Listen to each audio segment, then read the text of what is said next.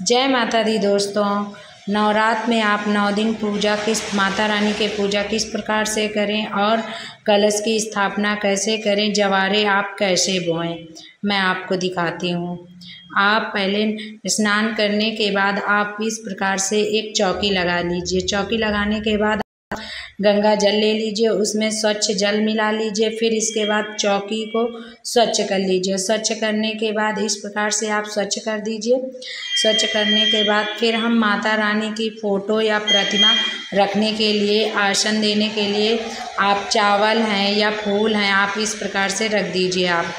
और चावल रखने के बाद फिर हम माता रानी की प्रतिमा की फ़ोटो भी ले सकते हैं। मूर्ति हो तो मूर्ति भी आप ले लीजिए। मेरे पास मूर्ति भी थी, फ़ोटो भी थी, तो मैंने दोनों को रखा। आपके पास जो हो आप वो रख सकते हैं। फिर हम गणेश जी की प्रथम पूजा है, तो गणेश जी तो हम सुपारी की गणेश जी बनाए, उनको भी आसन दे देंगे। फिर हम जल इस तरह स्नान करा देंगे माता रानी को और प्रतिमा को और गणेश जी को स्नान कराने के बाद फिर हम कलश स्थापना के लिए हम अक्षत डालेंगे।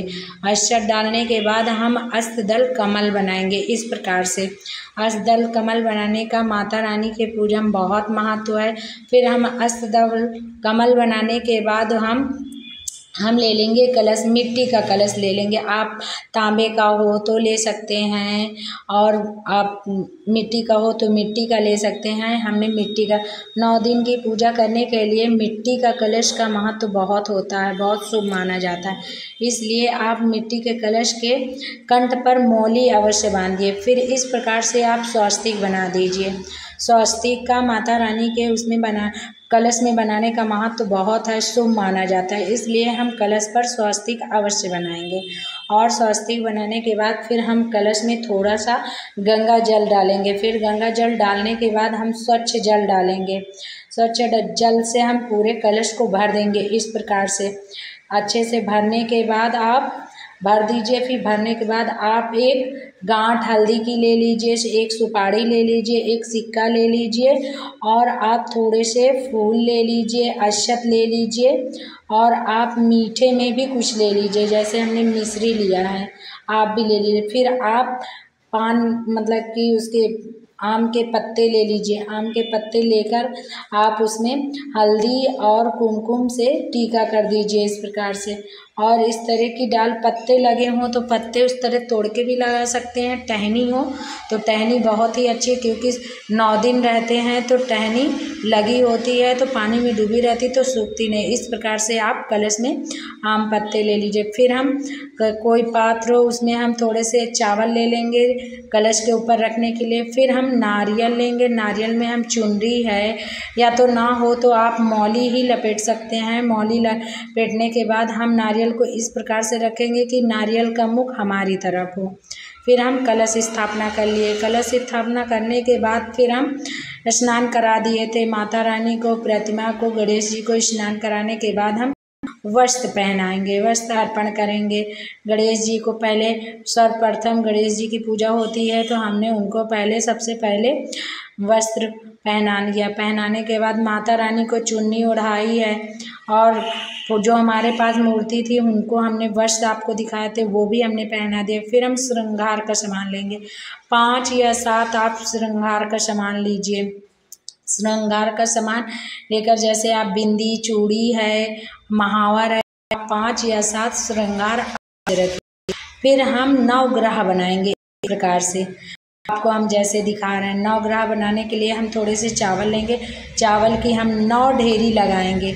9 ढेरी लगाने के बाद हम उसमें 9 ढेरी लगाने के बाद हम उसमें सुपारी रखेंगे। सुपारी से हम जवारे बोने के लिए हम पहले मिट्टी डालेंगे। फिर हम जौ इस प्रकार से डालेंगे। आप जौ डाल दीजिएगा।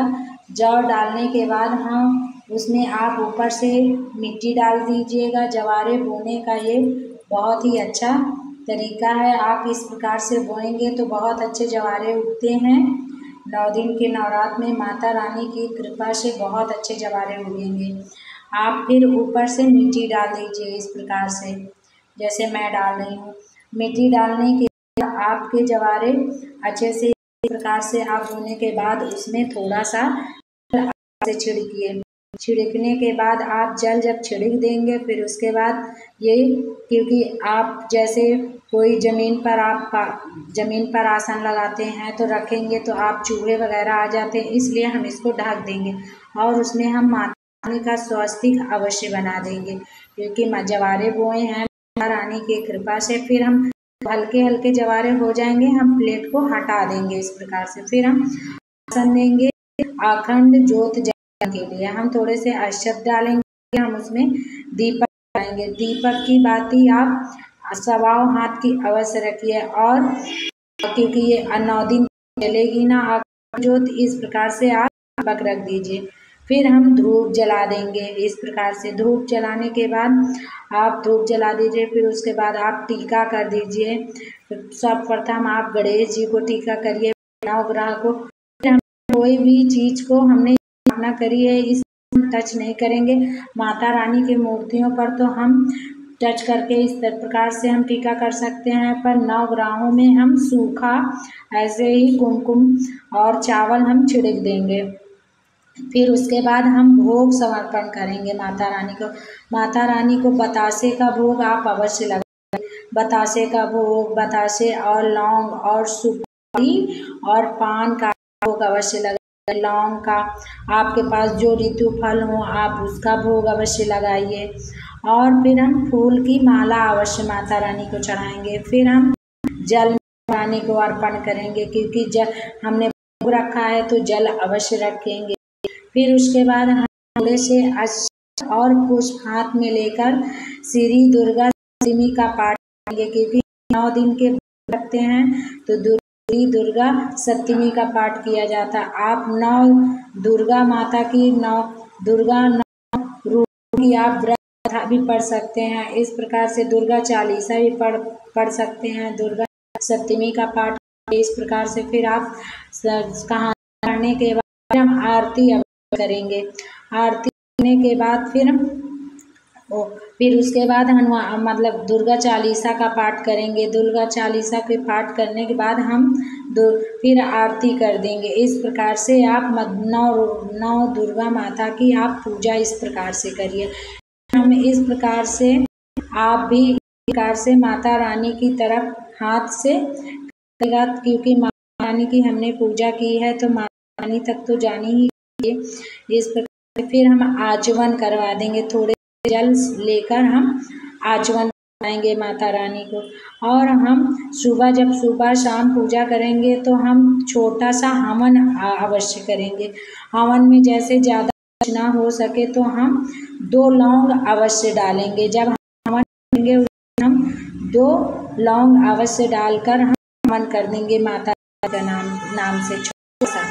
हाँ, फिर उसके बाद जब हम बड़ा हवन करेंगे वो तो हम जब 9वें दिन माता रानी का पूजा होगी उस दिन हम बड़े हवन करेंगे। इस प्रकार से हमारे 9 दिन की संपन्न हुई। इस प्रकार से शाम को भी पूजा कर सकते हैं, सुबह भी कर सकते हैं।